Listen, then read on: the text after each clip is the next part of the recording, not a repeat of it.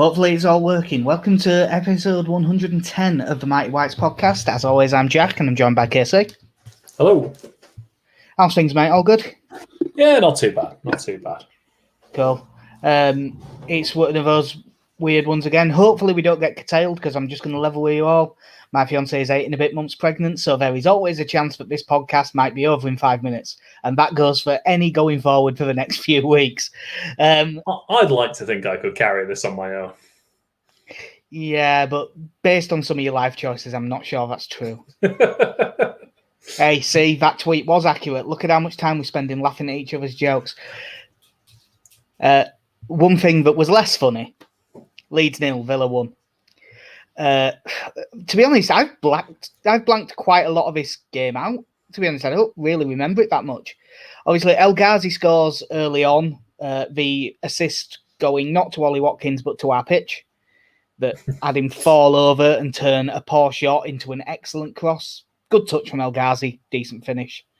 But once they got the goal, they sat back, defended well, they were solid. And did we ever really look like scoring? We had that one Tyler Roberts chance and the Rafinha header later on, and that was about it, really. You said you blanked most of this one out now. I was quite lucky in that I was working during this, so I didn't get to see that much of it. I've only seen, I want to say, the highlights, but it wasn't a good game when we were on last on Match of the Day, which must be one of the first times this season. Yeah, normally I would say, when you're doing something like this, obviously I'd go back, watch the full 90 minutes. But with this one, it really wasn't worth your time. No. So, and I knew that we wouldn't be talking about it very much. The most interesting thing I thought out of this game, because truth be told, there really isn't loads to say about it. The defence was solid enough, midfield was okay, up front we were pretty quiet. But Diego Llorente broke the lines with his passing a couple of times again. And when a team is sitting deep and our centre-backs will have time to bring the ball out, he looks like he could be quite useful in that regard. Does something like that make you think he might be the better choice at holding midfield instead of strike, or is it that he's playing that much deeper? Yeah, that he has the time to play those passes? I think that Llorente probably has enough technical ability to play the passes from midfield, but it's a totally different type of skill. When you're playing it from centre-back, the entire game's in front of you and you don't really need to worry about what's over your shoulder and things like that. You're not receiving the ball with your back to goal ever, really, when you're at centre-back. Occasionally you'll get it rolled to you from the keeper, but in theory that should only be when you're under little pressure. So the DM role is a lot more difficult. And I know that the All-Stats League guys were saying about this on Twitter. Llorente doesn't look quite as strong when he's defending 1v1, which would be a problem playing the DM role in our side. I wouldn't rule it out as something that, we might see it at some point. But from what I've seen, obviously Phillips is ahead. I think Strauch is. And from what I've seen, once he's fit, I think Robin Koch is as well. So I wouldn't expect to see it very often, but maybe occasionally. Obviously, you only saw the highlights. Have you really much else to say about this game? Because obviously, and it was also best part of a week ago now. So, in fact, was it a week ago? Yes. Yeah. Well, it was Saturday night, but I didn't like the way we moved. Sorry, that's a Wigfield reference for the kids. No, I thought the way Villa defended was reminiscent of a lot of lower to bottom end teams defended against us in the Championship, of just solid back four, played fairly narrow, and we struggled to break that down. And I think especially in games like that, when you don't have someone like Calvin Phillips who can pick out those killer balls or kind of get it in between the fullback and centre back for a winger to run onto. We sort of struggled here, and it's one of the big things that I don't think we ever really got past in the Championship was really how to undo a defence, and maybe that's just because we didn't have players outside of Hernandez who could produce that moment of magic. But yeah, going into this game with Hernandez isn't starting. You've not got Rodrigo, and as I've said before, I don't think Tyler Roberts is there yet on producing that bit of quality that's just unexpected by a defence. Yeah, that's one of the things that I think it comes down to, that our lack of ability to sometimes break down teams that sit deep. I do think that for the most part, it's just not quite being at that level of quality. Like in this game, like most of the good things that we did in the first half, Roberts was involved with. But there were also a few things that he got wrong, and in the second half, he dropped off. Hernandez did okay when he came on, but he was having to get the ball a bit too deep, really. Helder Costa got the start ahead of Jack Harrison, which after the recent performances was probably fair enough, but Helder Costa did note. Jack Harrison came on, he didn't really do much. Even Rafinha was pretty quiet. Like, it just, going forward, there is some credit to be given to Villa because they defended well, they stuck with the men, all of that stuff. But going forward, we just didn't have the best day. Hopefully, you would hope the return of like some really highly technically gifted players could help with that. And in the under-23s, now admittedly I was working, I didn't get to watch all of this. Leeds won 2-0 at Wolves, and Rodrigo got both goals on his return to action after his injury. That could be the sort of thing that we need to break down the team that sits deep. Did you get to see much of this, or are you highlights same as me for this? Yeah, I was just highlights, but again, it's nice to see Berardi making his second start for them, Rodrigo coming in, and I think that coupled with Bielsa's press conference saying that it's kind of touch and go for Rodrigo and Phillips, where I would guess seeing that Rodrigo probably makes the bench. Whereas obviously we didn't see Phillips now, whether that's a case of just holding off or if he's actually just a bit further behind Rodrigo. I don't know, but another good performance by all accounts from the 23. What are they, 13 points clear at the top now? Yeah, 13 points clear at the top, so they should be in the top division of BL2 next season. From obviously, again, I didn't get to see it live. From what I was told from Kieran O'Hare, who did watch it live and did the report for his site, Cody Drama was excellent once again. You saw that all over the place. And young Charlie Allen, obviously we signed from Linfield in the summer. He's just turned 17 now, and he played at middle of midfield and had by far his best game at 23's level. It was in other games he's been knocked about a bit and stuff, and he's looked like he wasn't. This one, he looked like he was set at the level and really produced some really good moments. There was a little compilation going around on Twitter of just him, beating players and picking out passes and things like that. So that's a good sign. In 5 years' time, I'm really looking forward to playing Football Manager when all these lads have moved into the first team, and you just look, like when you got the occasional regen player through, especially on like the old champ managers where it'd be like left back / striker. You're like, what? Why? What? Niall Huggins? Well, yeah, exactly. That's what I'm saying. I feel like we're going to have this really diverse squad of only 18 players, but between them they can play an unbelievable amount of positions. Yeah, well, that's the way to do it. That way, you can cover 15 positions on your bench, which is always great. Ali just sending us a message there saying Charlie Allen was man of the match. I've heard a few people say similar with that. It was actually quite. I've just been having quite a good discussion about the 23s actually, and kind of the way they've been used and the way they're being trained to basically be good in two positions, as to whether that hinders their development in their best position, or because of the stage they're at in that division, is it a case where we are that far ahead in that division now? Is there really any benefit to Sam Greenwood just playing striker week in, week out, or does it benefit him to train in a second and learn a second position when they are that far ahead? Yeah, it is a bit weird. Like the level we do look like it is a little bit not beneath them, but especially when we have a couple of senior names in there, we really do look a cut above in some games in that division. As I say, I didn't get to see all of this one, but I've seen most of the 23s games this season. It has looked a bit like that. But we'll see. I'm expecting to see. I could see Drama getting onto. getting into the squad before the end of the season. He just seems to, every week he seems to stand out. Yeah, and probably not as drastic a change for him, but his competence at both right back and centre back at the moment are looking great. Yeah.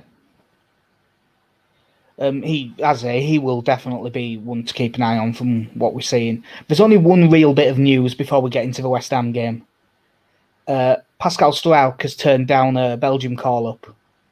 The quote from Roberto Martinez, who I keep forgetting is Belgian manager.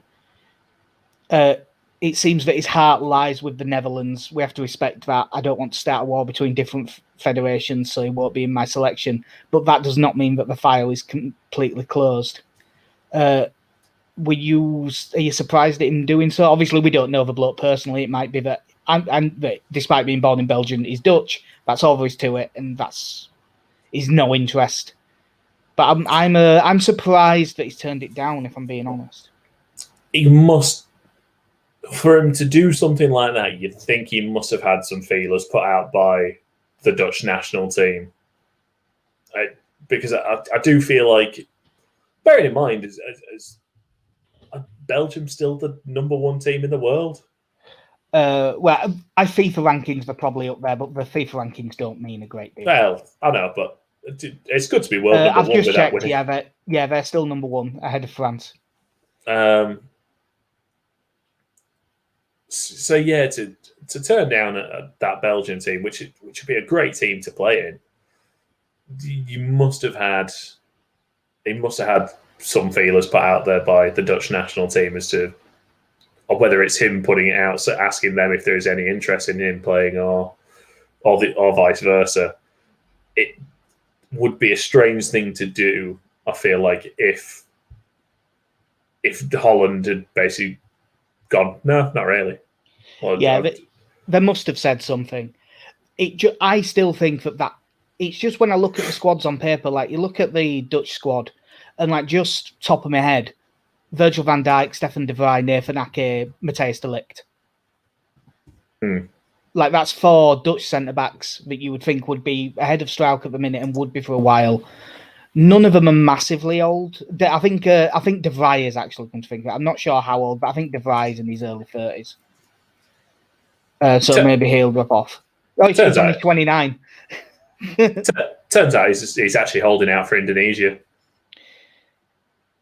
Yeah, it is Indonesia. I couldn't remember if it was Indonesia or Philippines that he was eligible for. I literally just went through Wikipedia to double check.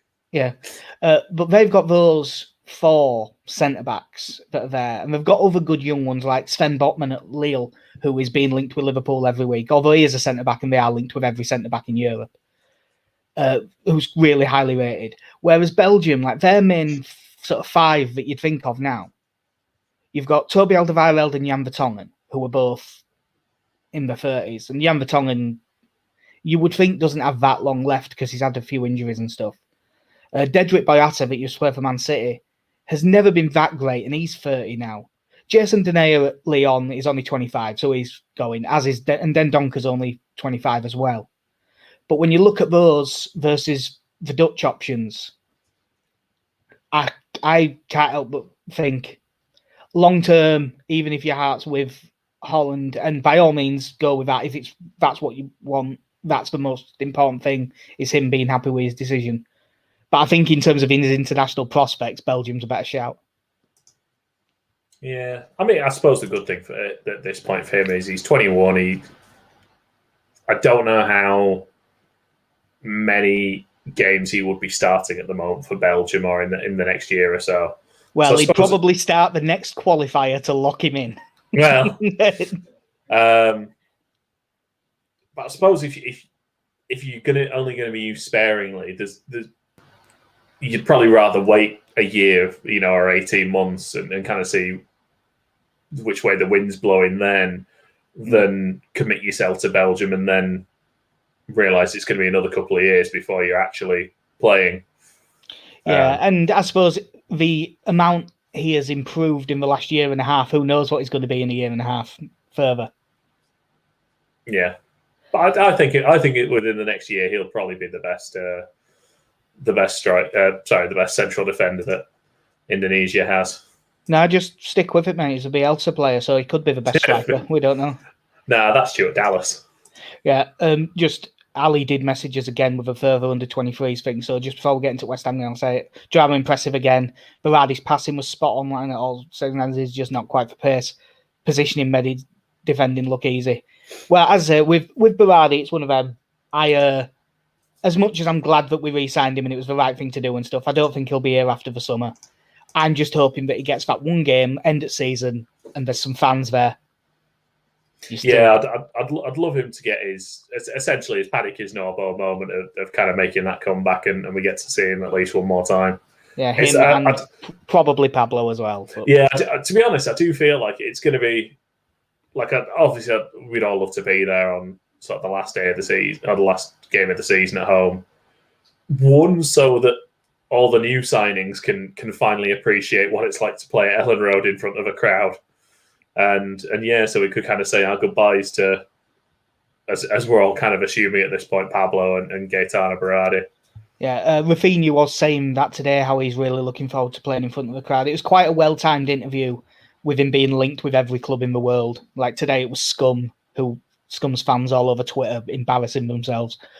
Not because they're really excited about signing, just the way some of them speak about football. They do not live in the real world at all. No. Thinking... legitimately, people thinking that they're going to sign Rafinha for Dan James and $5 million. Just no concept of reality whatsoever. So, obviously, there wasn't much to go into before, so I knew this was going to be quick. Monday night. Bloody West Ham, we're there already. Yeah, 16 minutes. Well, we knew it was going to be a bit like this. Yeah, Monday night. I think, as I said to the tweet about our laughing at each other content, that is pretty much how we padded it out to 45 minutes. So we've cut through the fat, and here we are now. That and of course we are hilarious. Obviously, you know, if you like references to The Simpsons and pro wrestling, this is the Leeds United podcast for you. Yeah. Obviously, we can analyze this and will, but the main thing, London. It's always fucking London. Yeah, Nigel Searles got in touch just to say, are West Ham that good? Yes, at the moment, that since the start of 2021, they are the second best team in the division. Yeah, and since the start of the season, the sixth. Yeah. I believe that we both predicted West Ham would get relegated. Yeah, it's not looking good. No, it's not looking great. At Elland Road, it was a 2-1 defeat. Leeds had an early penalty. That was the one where Click took the worst, as bad a penalty as you'll ever see, other than off target, and then got to retake it. Yeah, and scored that, and then West Ham scored twice from set pieces. I've had a message of Stephen Horseman just saying, I do think now we have Llorente fit, our set ball defence will be a lot better. It can't be much worse than it was against West Ham the first time because they nearly scored from a few others as well. Yeah, with West Ham, and I think I feel like that game was probably in November. I can't remember off the top of my head. It feels like it was probably around then, maybe even October. But I think at that point, like West Ham had obviously got off to a good start, but I think we were all still expecting them to kind of fall back at least into some sort of mediocrity. Because I don't know now if I look back if I would say we were poor or if it just turns out that West Ham are actually a good team. West Ham did do a bit of a job on us. I've just checked, by the way, 11th of December, more recent than I thought. Oh, wow. Yeah. Yeah. And here I was thinking, I probably played them like third, fourth game of the season. David Moyes actually kind of did quite a clever job because at that point they'd played 3-4-3 pretty much all season. And Leeds picked a team for a 3-4-3 and they came out 4-2-3-1. So obviously we had to switch out of playing our 3-3-1-3. Yeah, this was when Antonio was injured at this point, wasn't he? Yeah, he was. Because I'm assuming back then it was Hilaire, I think, that they played up top. Yeah, it was. But the main thing I remember in their 4-2-3-1, obviously they've got several good players, but they played Saeed Benrahma at 10, and he just sat on Calvin Phillips and didn't let him have any space. And that shut down quite a lot of our passing, and they went man for man all over the pitch and just defended really well. And when they got the chance to counter, they did that well as well. Like Leeds had probably what felt like about 80% of the ball and probably was about 60%. But by the end, West Ham had probably had the better chances and had more efforts. I did. Again, correct me if I'm wrong, because that penalty came fairly early in the game, didn't it? Yeah, it was like 5 minutes. It was really early.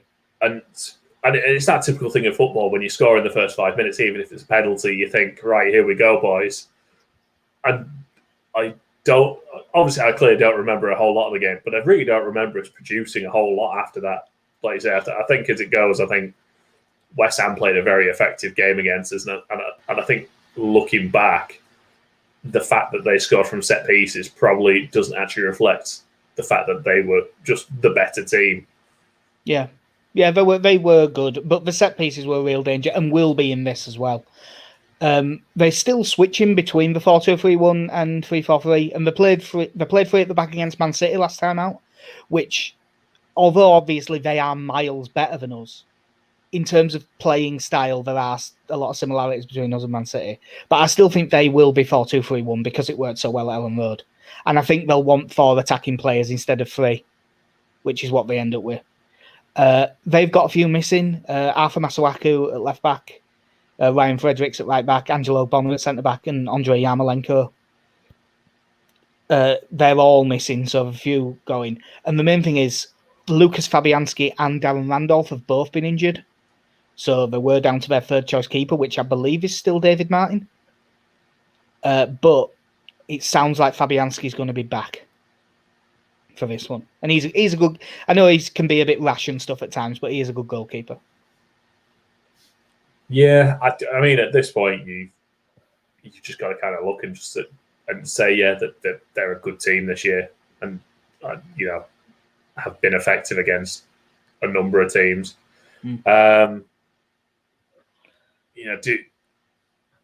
It'd be interesting with this because if we're going into this and playing, if we end up playing with a holding midfielder, and if it ends up being Strike, now if you're David Moyes, do you go for the same trick again and just leave someone like Benrahma on Strike, or because he's not as effective, do you then use him in a more attacking role?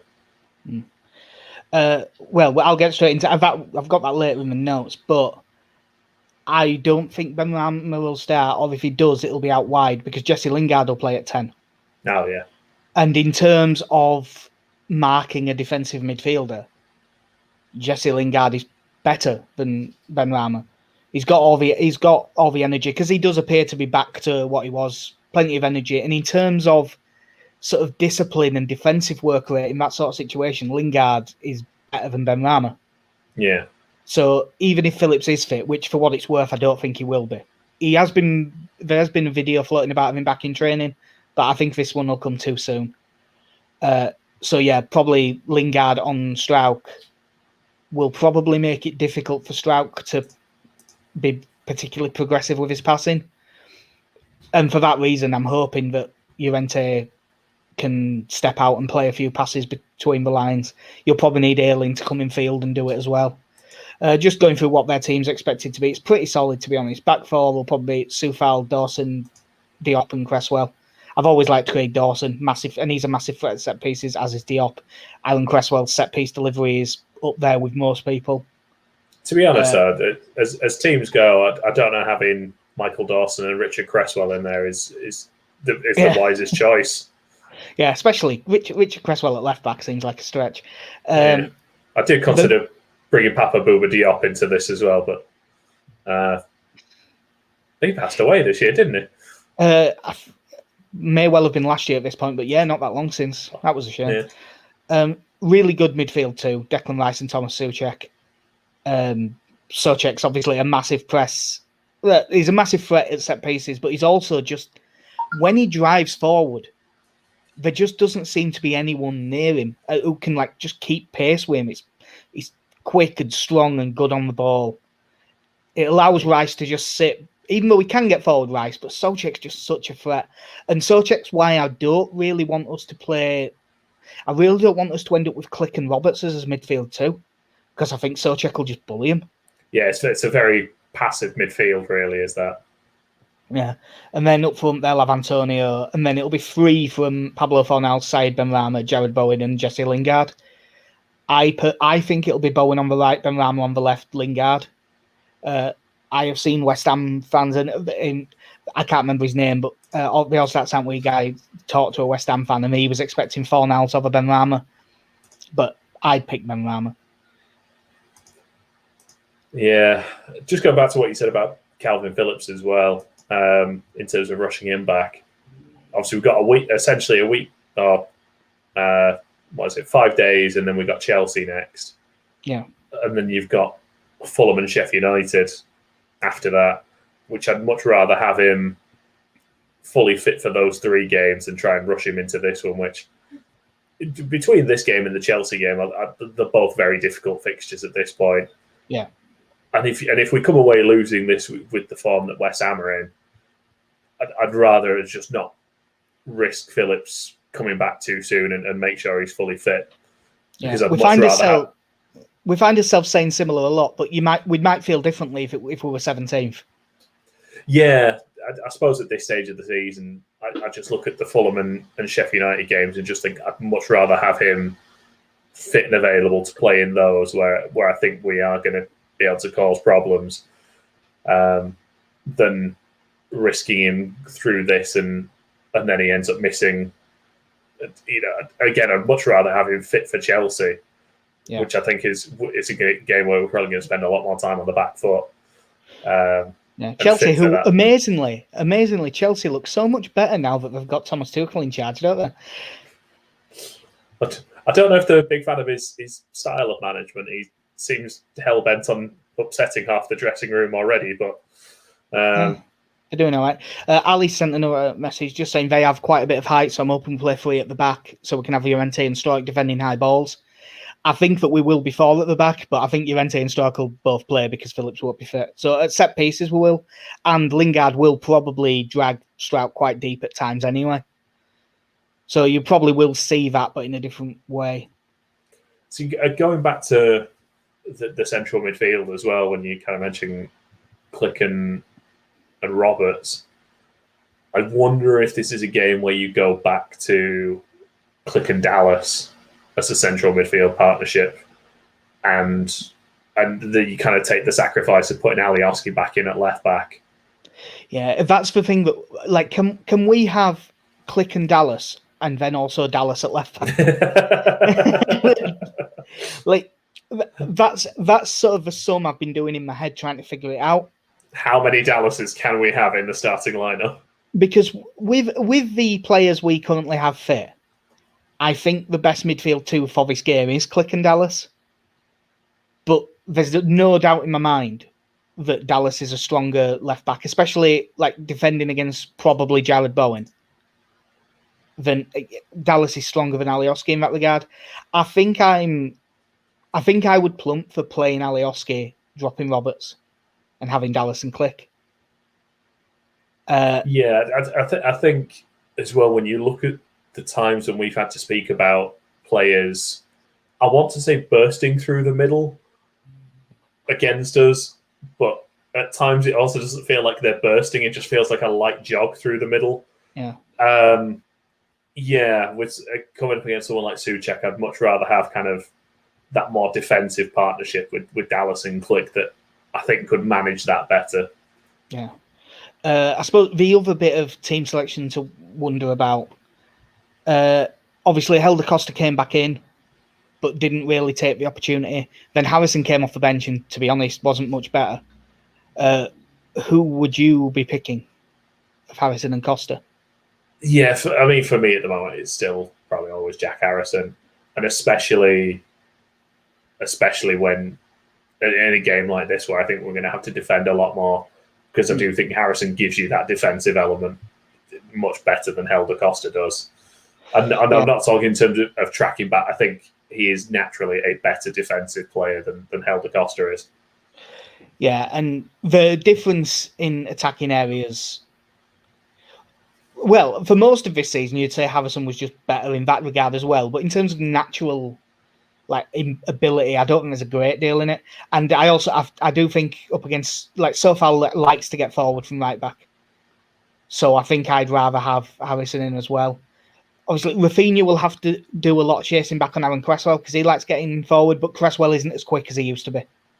So if Rafinha, he does occasionally switch off in that regard, but I think he'd always be able to cover for it if he does.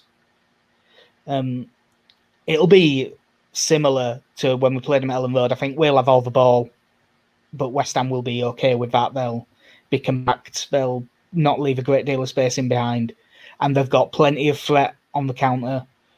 Pacey attacking midfielders and a rapid striker who's also really strong and really good at holding the ball up. It'll be a tough one, this, without a doubt. I'm actually going to go negative with my prediction, and very rarely do I actually back us to lose, but I'm going to say West Ham win this one 1-0. Yeah, that is rare for you. I must admit, I feel a similar way. Obviously, this one's a bit of a short one, but basically we've both been done in by work all week, so it was always going to be. I wonder with this if this is going to be one of those weird ones where it ends up playing, because I really don't know what to think with West Ham, because I look at them and I'm like, they're not that good, but what they do, everything that they do well, I don't think they do anything brilliantly, but they do a lot of things well. And I think that when you look at that squad, it's a very, I think for the most part, and I don't mean this in a disparaging way, but it's probably going to sound that anyway, it's a very functional team, but they are that good at playing that way that I think it exceeds what you would expect of them. That's certainly what we expected of them from the start of the season. Yeah, I'm going to be slightly more positive. Even though Leeds don't draw many games, I think this one will be 1-1. I think that we're going to have enough going forward to hurt them. I definitely can't see us keeping a clean sheet, because I think West Ham are good enough in open play to create some chances, and they'll definitely create chances at set pieces. So if we came out with a 1-1, I'd be pretty happy, to be honest. Yeah, I'm also a little bit scared having when I watched the highlights of them against Man City the other week. Yeah, they really should have got competitive. Yeah, they look very competitive in that game. And because I remember, I think listening pre-match, all the talk was about how effective Mikel Antonio had been this season for them, and then he ran them ragged. Yeah, and as much as obviously Llorente is good, because we're assuming it's going to be Llorente and Cooper. There is one, actually, come to think of it, that is a question that we'll finish on. If Calvin Phillips is fit, who plays centre-back? For me, it's got to be Cooper and Strike, because as I've said before, I think for the way he's played at centre-back so far this season, I think that's Strike's shirt to lose. Yeah. And I don't think you can count moving him to holding midfielder against him. And I think as good as Llorente's been since he's come in for these couple of games, and I think he has played quite well, I think Liam Cooper's playing the best football he's played this season. I think Pascal Strike is. And it's probably unfair to judge him this way because of his struggles with injuries and the limited amount he's played. But I don't think Llorente is there yet. Yeah, I think I'd plump for the same thing, to be honest. But I think Bielsa would end up playing Llorente and Cooper. And even though he'd be massively harsh on Strauch, I think he'd be the one to drop out, because I think he'd want to give Llorente this run of games just to see if he's the man for it or not. Yeah, I think that's the one good thing about the position we're in at this stage of the season, is that you can now, as much as we talk about it being unfair to Strike to drop out, we are in no danger of getting sucked into a relegation fight. We're not going to get Clip that. No, mate, I've heard that Fulham are going to win every single one of their games between now and the end of the season, somehow drawing 1-1 in all of them, but they're still going to win them. You might as well start using this period to, and it's not as if we're throwing an 18-year-old in there to see if he's any good. We're now throwing in an established first-team player who's played at a decent level to get him a run of games and to kind of see how he clicks with someone like Liam Cooper. And you could also then change that, a little bit further down the line, see how he gets on playing with Strike. I think we're at a point in the season now where you can start tinkering with a couple of little bits. And I know that's not really Bielsa's style. I don't think he's going to start putting Drama in for a couple of games just to see how he does it at right back. But when you've got someone like Llorente, who he's 28, 29? I'm not sure how old he is. I don't think he's 29 yet. 27. 27. Oh, fair enough. I'm putting a couple of years on him. But, he's someone who's played a decent standard for years now. Yeah. So, in terms, you're not going to say it's a risk putting him in. No. Assuming that we don't sign a centre-back, which I don't think we will, who's the centre-back pairing on the opening day of next season? Well, Brighton are going to get relegated, so I think Ben White. Yeah. Fair. That's my aspiration now, and I know we've got plenty of centre-backs, but there's still that outside hope. I remember it was actually quite funny. I saw someone on about that on Twitter, and they were saying something very similar. Kyle Newbold wrote a piece for Through It All Together on Llorente's start and his passing and what he looks like and how he looks like a really good option for us at centre-back. And the first reply on Twitter was, "Poor man's Ben White, let's go get the real one." I think in this little chain of events I saw on Twitter, someone put, "My girlfriend just found out Torvill and Dean aren't a couple and she's absolutely devastated."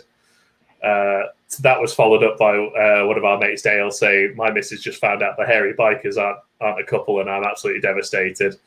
And then I found out that Calvin and Ben White aren't in a relationship and I'm absolutely devastated. And you're wrong, because they definitely are. Well, it's a long distance bromance at the moment, but taking it seriously,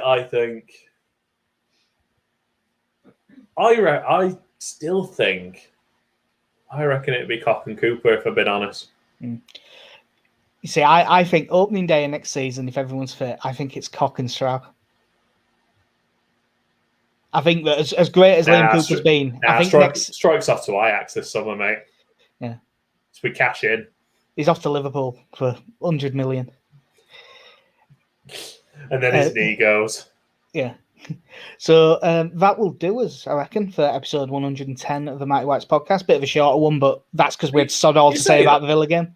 You say that, though. We started talking about the West Ham game after 16 minutes. We're up to 38 now, so we've done well. Yeah, the West Ham game's interesting. The Villa game was not. Yeah. And the West Ham game might prove not to be. With the way they play, they could drag this into being a boring shit game. And it'd probably benefit them. But going into it, tactically, there's a few interesting things about it. It might be good. Whereas you can't look back on that Villa game and see anything interesting. There's nothing there. All over in 5 minutes. Yeah. So I'll leave that because there was various jokes I could have made about your sex life, but we won't bother. I'd kill for 5 minutes. Yeah, it's fair. So yeah, that'll do us for episode 110 of the Mighty Whites podcast. We're on Twitter at Mighty Whites Pod. Website's mightywhitespodcast.com if you want to direct download anything, but it's on all the major podcast aggregators except Aircast, so you'll be able to get it wherever. The stuff we write goes up on Through It All Together, which is throughitalltogether.sbnation.com, and on Twitter at THRU, it's all LUFC. That is been a little bit quite normal, but luckily the other writers have been covering for me barely being available lately because I've just been completely out of it. Have you walked to add, Casey? No, I've got nothing today. Right, nice one. Well, we will be back after the West Ham game. I'm not sure exactly when. Probably when I've just got up on Tuesday or Wednesday will be the best shout because I'm back on tonight's. But I've been Jack. See ya. I've been Casey. Have a good one.